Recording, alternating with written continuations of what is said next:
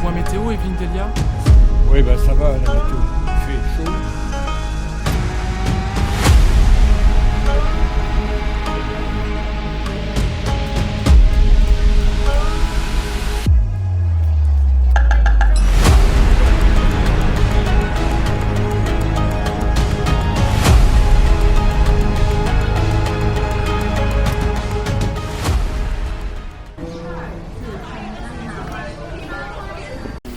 Salut les glandeurs et bienvenue sur cette nouvelle vidéo, toujours à Chongqing. Nous trouvons aujourd'hui dans le quartier de Sikiku. En fait, c'est un village ancien qui appartient aujourd'hui à la commune de Chongqing. Nous avons pris pour cela la ligne 2 du métro pour une seule station. Nous avons changé ensuite pour prendre la ligne 1 et la ligne 1 va directement à Sikiku. Pour ça, nous avons payé 5 yuan chacun. Pour une demi-heure à peu près de métro et puis eh bien c'est parti pour la visite de la petite ville ancienne de Sikiku, extrêmement touristique. A priori il ne faut surtout pas s'y rendre le week-end mais plutôt en semaine, ça tombe bien, nous sommes lundi.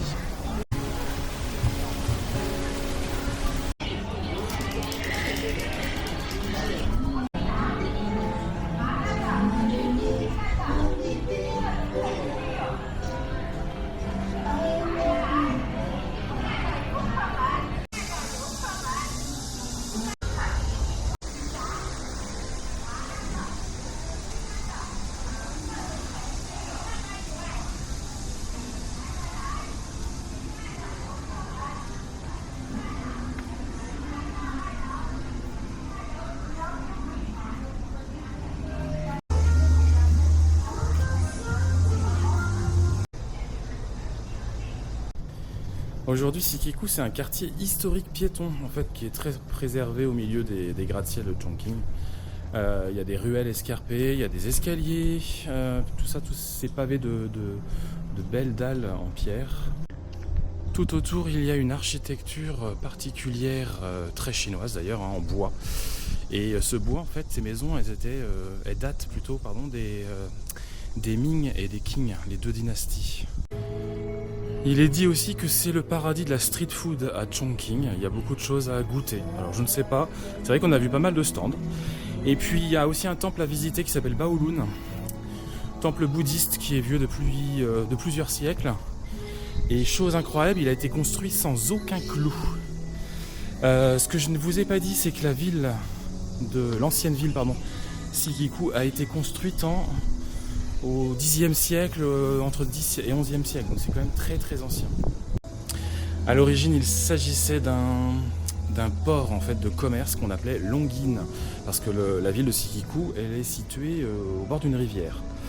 Et Longyin Zen, ça signifiait le bourg où se cache le dragon, parce qu'en fait, la légende du dragon, c'est que le nom Longyin viendrait du fait que l'empereur Jianwen de la dynastie Ming, après avoir été renversé par son oncle, se serait enfui et aurait vécu caché en tant que moine bouddhiste dans le temple Baolun, situé sur la colline du village.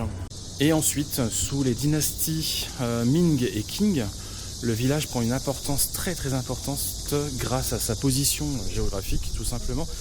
Puisqu'il est sur la rivière Jialing, il devient un port commercial pour le transport des marchandises par eau et par terre. Et c'est à partir de cette époque qu'il y a une production de porcelaine et qu'aujourd'hui, en fait, c'est un village de céramistes. On peut trouver beaucoup de choses comme ça. Et on appelait d'ailleurs le port de la porcelaine. On peut aussi goûter du thé ici. Il y a beaucoup de choses, beaucoup de bars qui font alors des bars, c'est un grand mot, qui font des dégustations de thé avec toute la technique chinoise pour vous faire boire le thé. Voilà.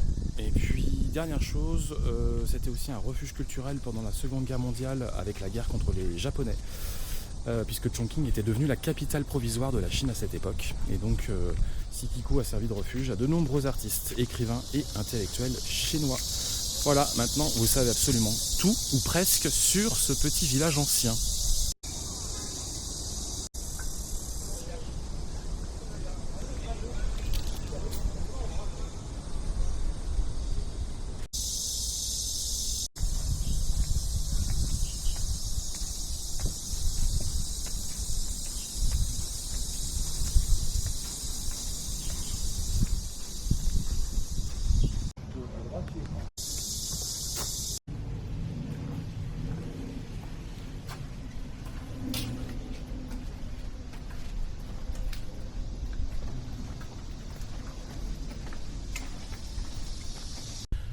Un petit point météo, Evelyne Delia? Oui, ben ça va, la météo. Il fait chaud, chaud, chaud, chaud. Et moi, j'en peux plus. Et j'en ai marre.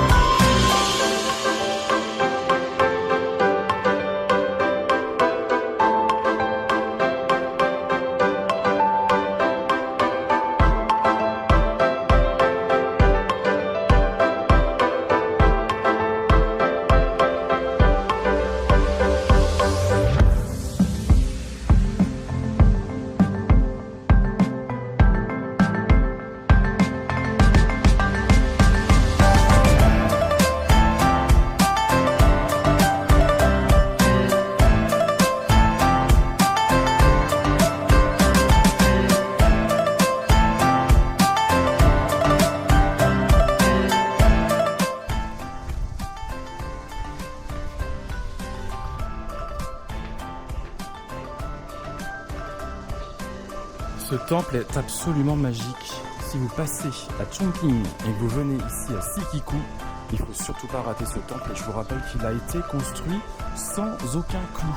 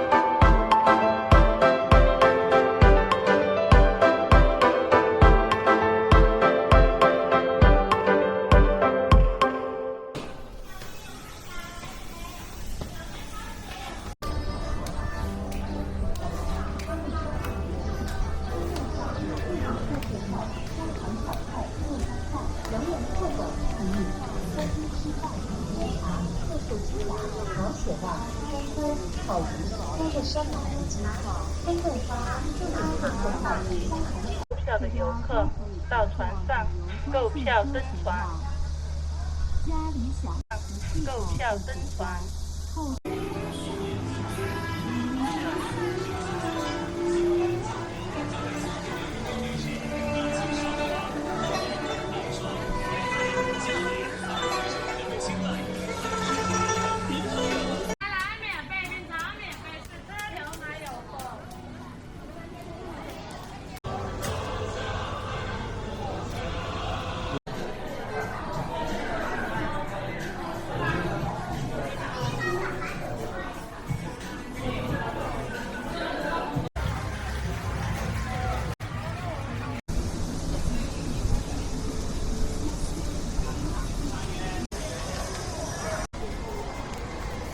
10块钱一包。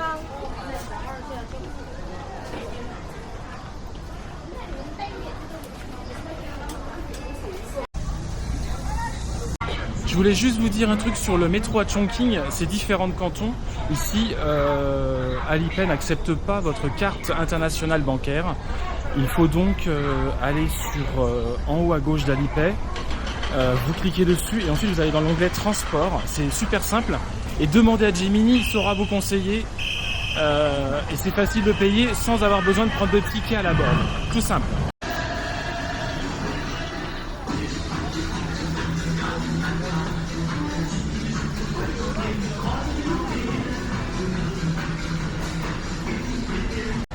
Je suis maintenant dans le quartier Shibati, je vais y arriver. Quartier Shibati, et là c'est très joli, c'est très sympa, on est plein centre. Et vous avez des petits spectacles de gens qui se transforment, en fait, qui changent de masque. Alors je peux pas vous le filmer là parce que il faudrait que je sois un peu plus près. Et là je suis trop loin, donc vous verrez rien. Mais c'est assez incroyable, le masque il change d'un seul coup. Et on voit rien venir.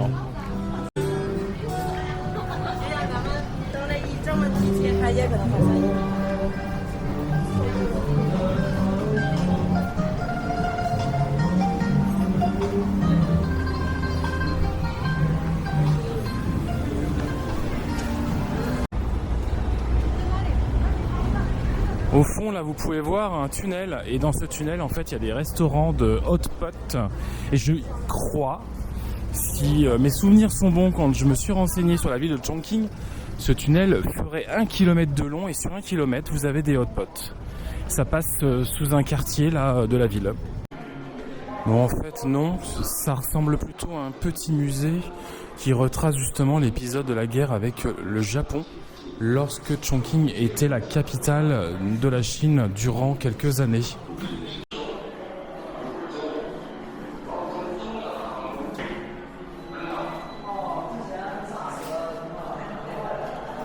Et bien sûr, comme d'habitude, hein, rien en anglais.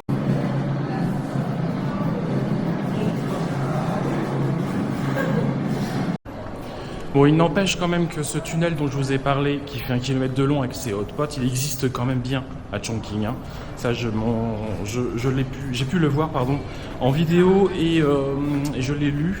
Donc, il suffit juste de trouver le bon endroit, mais c'est pas ici.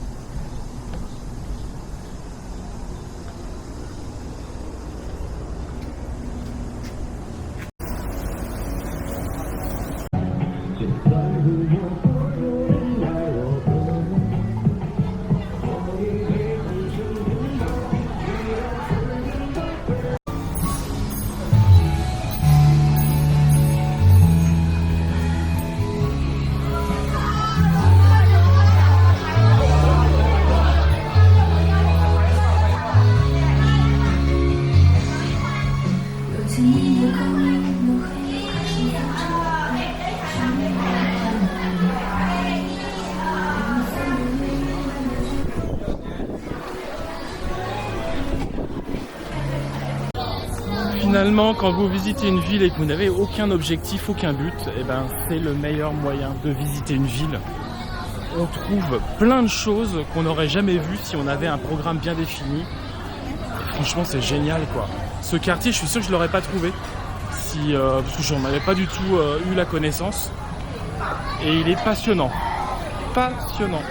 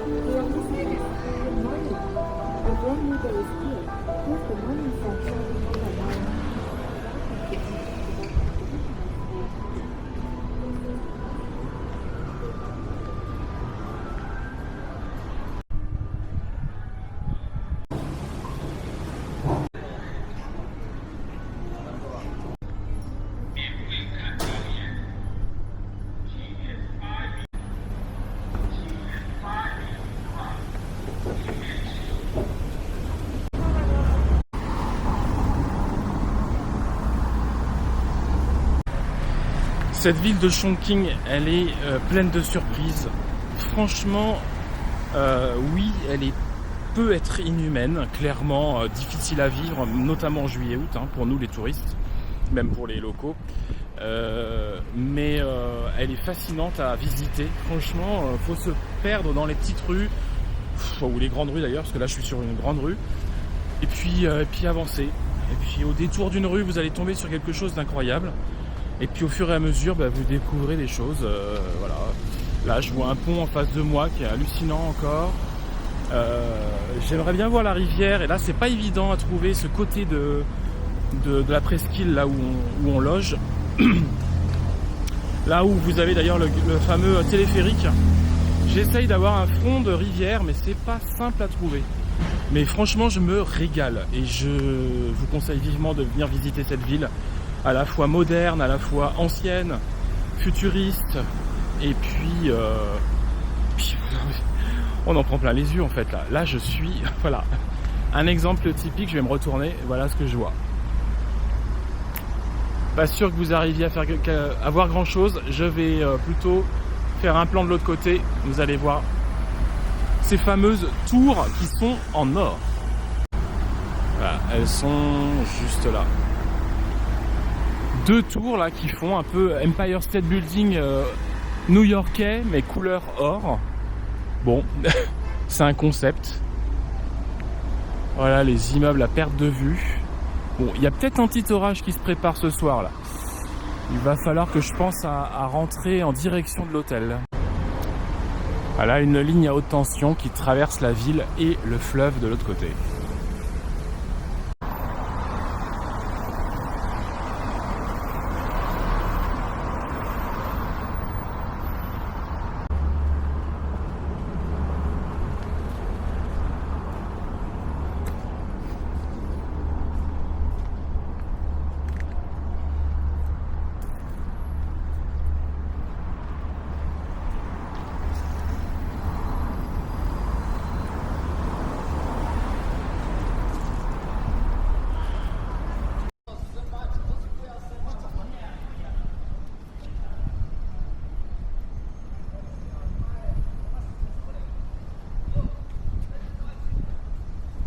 Il y a quand même un terrain de basket sur le bateau. Vous le voyez. C'est un bateau qui doit appartenir, je pense, aux pompiers fluviales. Les pompiers fluviaux. C'est mieux, hein.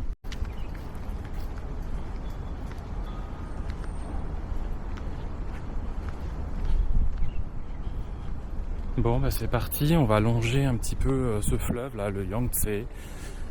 Je suis en train de me rendre compte de la chance que j'ai là de pouvoir faire tout ce que je fais, de voir tout ce que je vois. J'en prends plein les yeux depuis le début qu'on est arrivé en Chine. Je suis sans voix, c'est waouh. Je suis trop content de découvrir le pays et puis surtout de vous le partager. Je trouve que c'est vraiment un pays sous-coté parce que tout simplement les visas pour l'instant étaient payants et je pense que ça réduisait le nombre de personnes à vouloir venir ici. Depuis que ce visa est gratuit pendant 1 mois, forcément ça va probablement changer pas mal de choses pour le tourisme chinois, à voir dans les années à venir. Mais voilà, ce pays est complètement dingue, habité par des gens complètement dingues aussi, au sens propre comme au sens figuré. Mais vraiment, c'est un grand waouh. C'est juste un grand pays de contrastes en fait. Des contrastes, on en trouve tout le temps chez les gens. Très contrastés. Les paysages sont contrastés. Les villes sont contrastées. On a du bruit, on a du calme.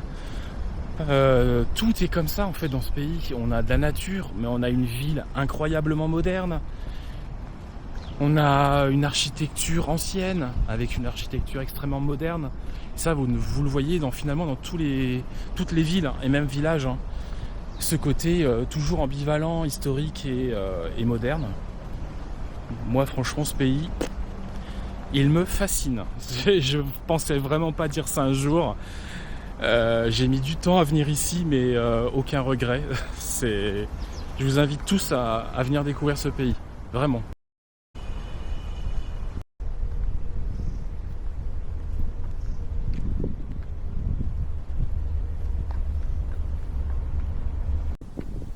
vais vous parler des Chinois qui sont un peu dingues. Hein. Et ben voilà, je viens de faire la connaissance d'un jeune qui voulait discuter avec moi et qui surtout voulait prendre une photo avec moi. Ça nous arrive régulièrement. Et là, donc on a fait une photo, puis après on a marché sur 200-300 mètres ensemble. Et en discutant, donc il habite dans le nord de la Chine, j'ai pas compris le nom de sa petite ville. Il m'a dit que c'était petit. Et il est ici tout seul à Chongqing, il s'en va ce soir. Mais voilà, rencontre impromptue, sympa. Je trouve ça génial quoi.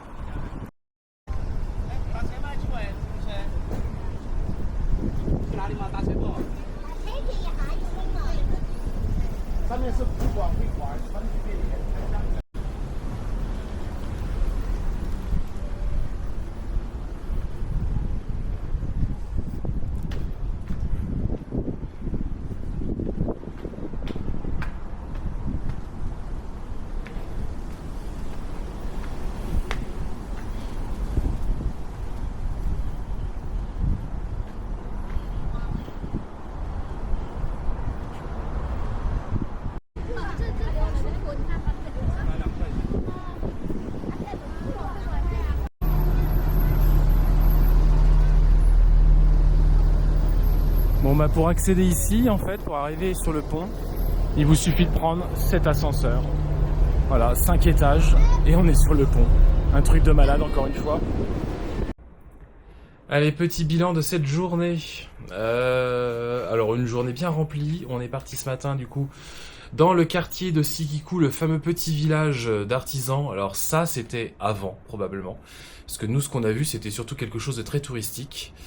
C'était chouette, hein, c'était sympa, mais alors par contre si vous allez là-bas, ne surtout pas rester dans la vieille rue, Old Street, qui est remplie de commerces, des commerces qu'on trouve partout en Chine, hein. On a vu ça dans les autres villages, dans les autres petites villes, ils vendent tous la même chose. Voilà, donc on a eu très chaud, encore une fois, on était sur du 40 degrés aujourd'hui, et puis donc nous sommes rentrés, on a fait une petite pause avec la climatisation dans la chambre, et puis moi je suis ressorti en fin de journée, dans un quartier que j'ai découvert par hasard en me baladant. C'est pas du tout ce que je voulais faire au départ. Et finalement, ce quartier était magnifique. Alors, je vais vous inscrire le nom parce que là, je l'ai plus en tête. Je crois que c'est Shibati. Et on va essayer d'y retourner demain dans la journée. Et puis après, les bords du Yangtze. Donc, c'était super agréable. J'ai pu voir les 2 fameuses grandes tours couleur or. Enfin, c'était chouette. Vraiment une belle journée. Et puis, comme vous avez pu l'entendre, hein, je crois que c'est clair, j'aime beaucoup cette ville. Vous voyez derrière moi toutes les illuminations. On a ici là le Yangtze qui coule. Et puis tous les quartiers autour avec les gratte-ciel. Enfin, c'est assez grandiose. Voilà, ben je vous laisse. Sur ce, il y aura peut-être une 3e vidéo sur Chongqing. Fort probablement, parce qu'il nous reste encore des choses à voir. Et puis, n'hésitez pas à liker, à commenter, à partager et surtout à vous abonner. Et moi, je vous retrouve dans la prochaine vidéo. Ciao, ciao!